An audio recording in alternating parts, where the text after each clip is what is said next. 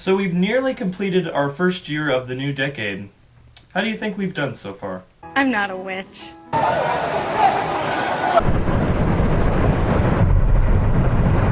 Well, personally, how I think we did this year, to put it this way, it still felt like 2009, because this year still felt a whole lot of stuff that has happened in the previous decade or 5 years or whatever.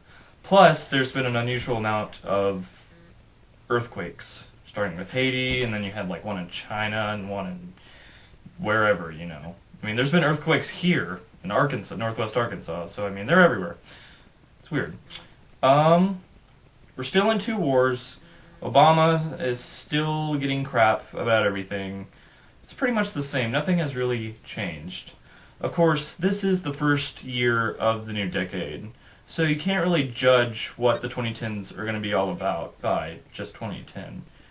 I mean, same goes with previous years, like 2000 still felt like the 1990s, and 1990s still felt like the 1980s, and so on and so forth.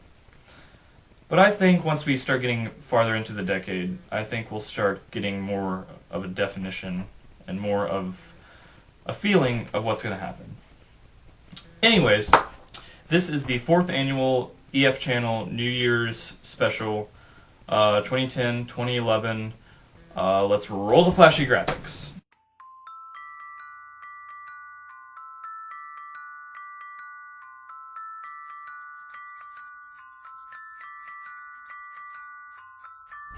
It's the 4th annual Everclearfan86 New Years Spectacular. We'll be reflecting and discussing the year 2010, and then count down to the new year 2011. Now coming to you from Prairie Grove, Arkansas, here's your host, EF86. Hello, and welcome to the 4th annual Everclearfan86 New Year's Special 2010-2011. I'm EF86, and today we're going to be counting down to the new year 2011. Now, reflecting back on 2010, it was a very big year for me personally. At the beginning of the year, I lived in Louisiana, and I was just always optimistic and always hoping that I would one day get back up here to Arkansas. Well, at the beginning of July, I made a 2-week visit up here, and it was really nice. I really enjoyed it. And it was sad to finally cross back into the Louisiana state line after I was leaving. However, a major turn of events put us back up here in northwest Arkansas. Back in August, we moved back up here, found this nice house, and it came with this cool metal building that I'm filming this thing in.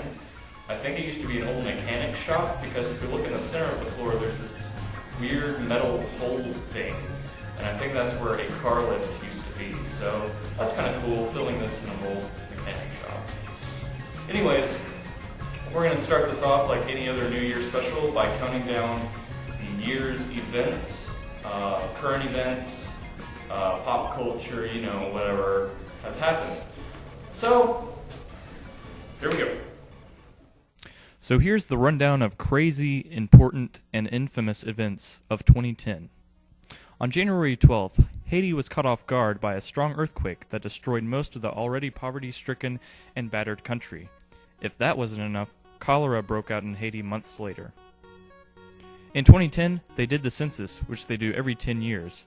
Every state had a population growth except for Michigan, who lost about 1.3% of their people.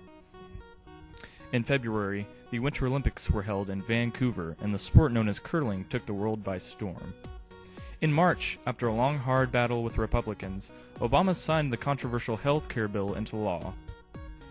On April 20th, the Deepwater Horizon oil rig off the coast of Louisiana in the Gulf of Mexico exploded, killing several workers on the rig. Oil spilled out into the Gulf in millions of gallons, causing widespread environmental damage. The hole wasn't plugged until July. In June, the World Cup was held in South Africa, with Spain emerging as the victor. In July, WikiLeaks started releasing classified documents to the public, quickly getting the attention of the Pentagon. Later in November and December, an international manhunt for its founder, Julian Assange, resulted in his capture and arrest. He is also charged with rape. In the summer and fall months, miners working underground in Chile were trapped for 69 days after the mine collapsed. They all survived and were rescued successfully. In October, Clint McCants, an Arkansas school board member, came under fire when he posted anti-gay comments on his Facebook page. He was fired from the school district where he worked. In November, the midterm elections voted out many moderates to replace them with Tea Party conservatives. This election put Republicans in control of the House again. In November, North Korea attacked South Korea's Yeonpyeong Island near the north-south border, reopening up the Korean War wound.